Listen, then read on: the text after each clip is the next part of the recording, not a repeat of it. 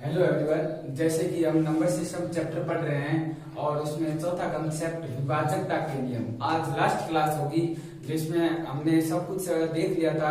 Last class में 3 और 9 का भी देख लिया था। 7, 11 और 13 का कंबाइंड रूल एक साथ भी कैसे चेक करते हैं किसी संख्या को, वो भी हमने चेक कर लिया था। आज हम चेक करेंगे, एक में आपको उसको ट्रिक समझ लो या फिर 11 के विभाजकता का स्पेशल रूल समझ लो कि अगर 11 का चेक करना हो तो आप जल्दी से जल्दी बिना पेन कॉपी के सेकंड में कैसे हल कर सकते हो। देखो, हम नाम ही लिख लेते हैं पहले कि क्या करते हैं कि 11 का स्पेशल रूल क्या करते हैं, स्पेशल 11 डिविजिबिलिटी रूल।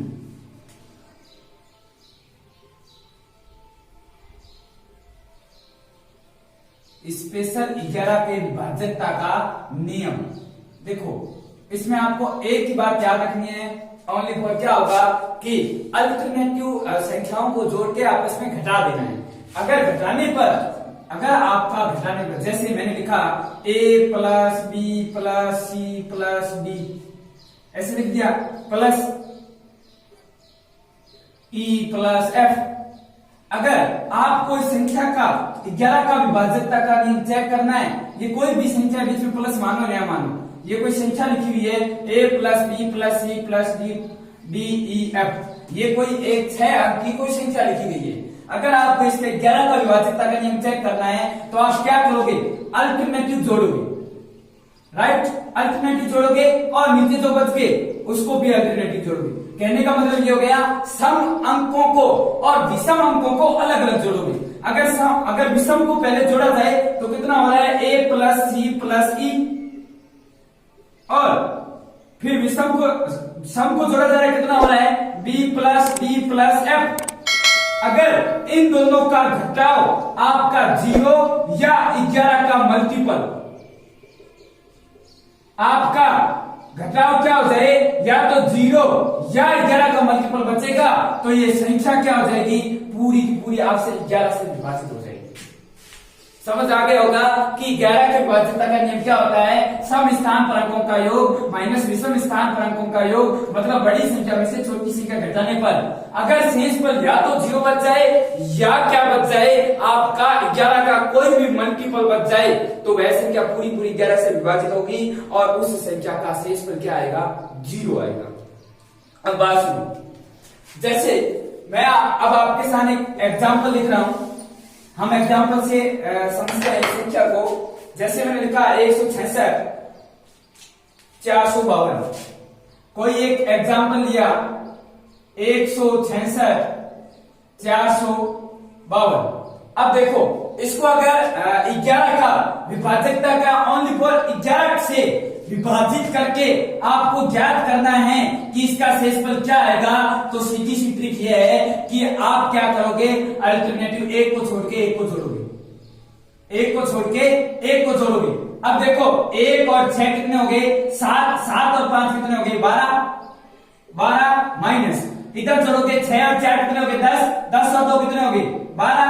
अगर घटाने पर आपका शेषफल कितना बच जाता है, अगर आपका शेषफल है वो 0 बच जाता है। अगर घटाने पर आपका घटाव अगर 0 या 11 का कोई भी मल्टीपल बच जाता है, तो इस संख्या को अगर आप 11 से विभाजित करोगे तो इसका उत्तर कितना आएगा, इसका शेषफल है वो 0 आएगा। इसका मतलब ये हो गया कि ये संख्या पूरी पूरी क्या है, 11 से विभाजित है।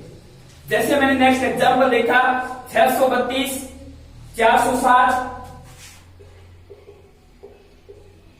632 460 और 906।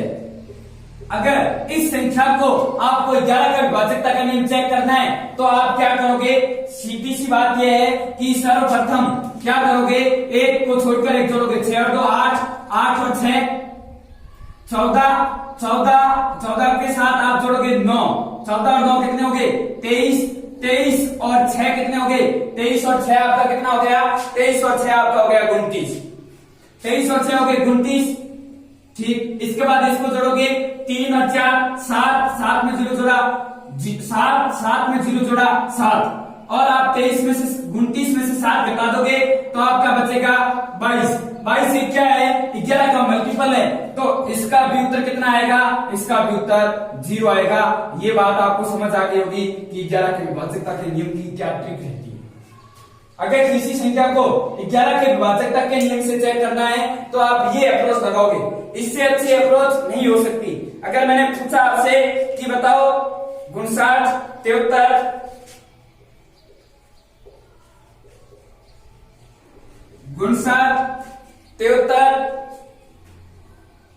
8106 बताओ क्या ये संख्या 11 से विभाजित है?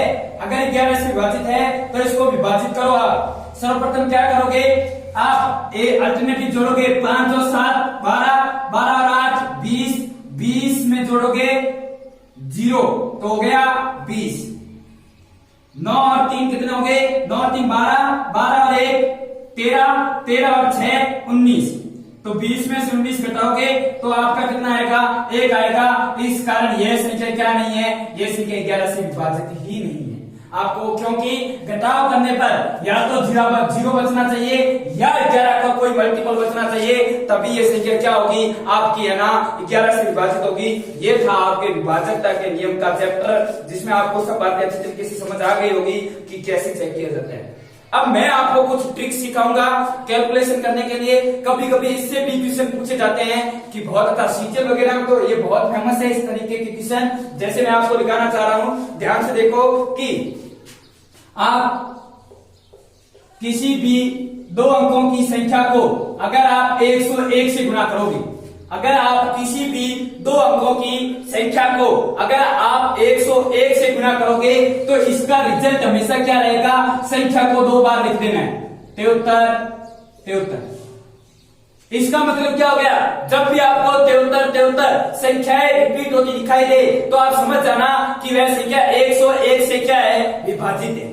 अगर मैं इसको लिखना चाहूं एक और कि अगर कोई संख्या है 56, 56, इसका मतलब आप क्या समझोगे, इसका मतलब समझोगे 56 गुणा 101।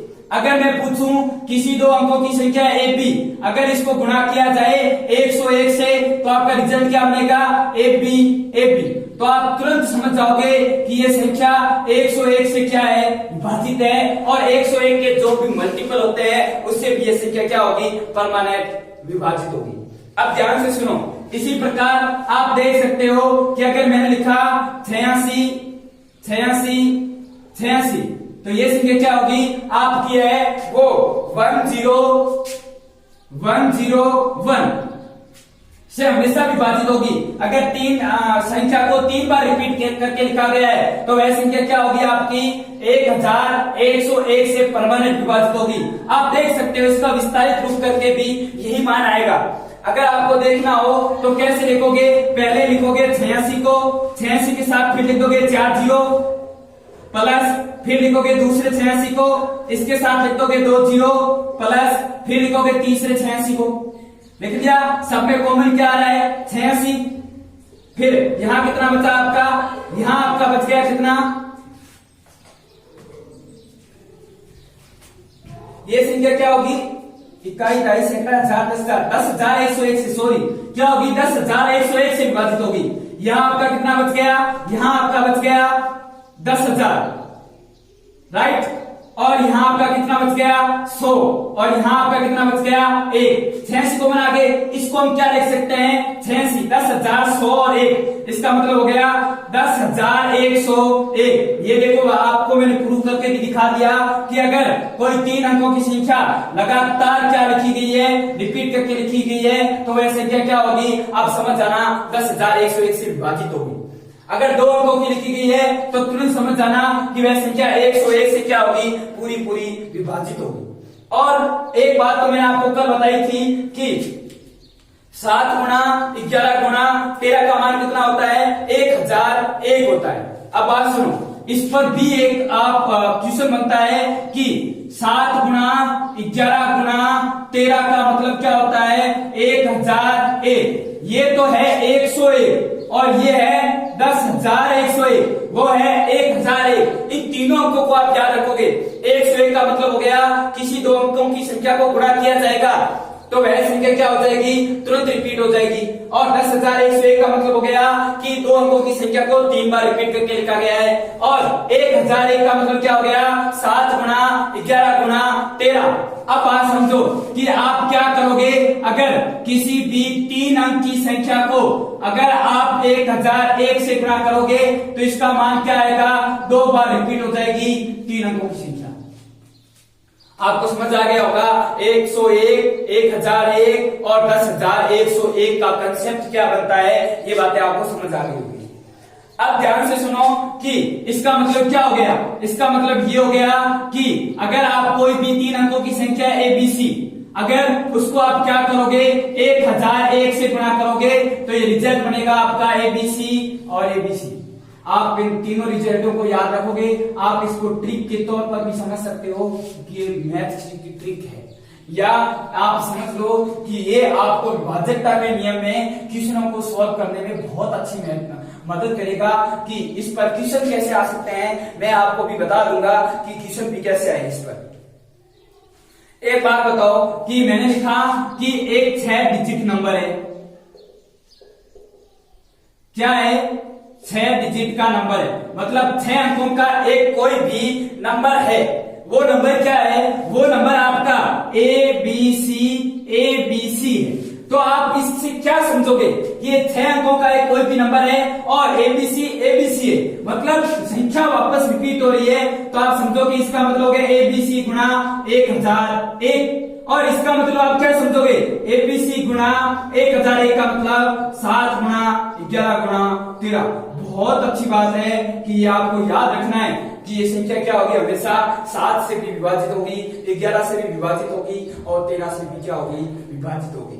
जैसे इस पर एक क्वेश्चन आया हुआ है, मैं आपसे पूछूं कि आप मेरे 500 बताओ। जैसे मैंने कहा 593 में अगर आप विभाजित करो 91 से, अगर आप क्या करो,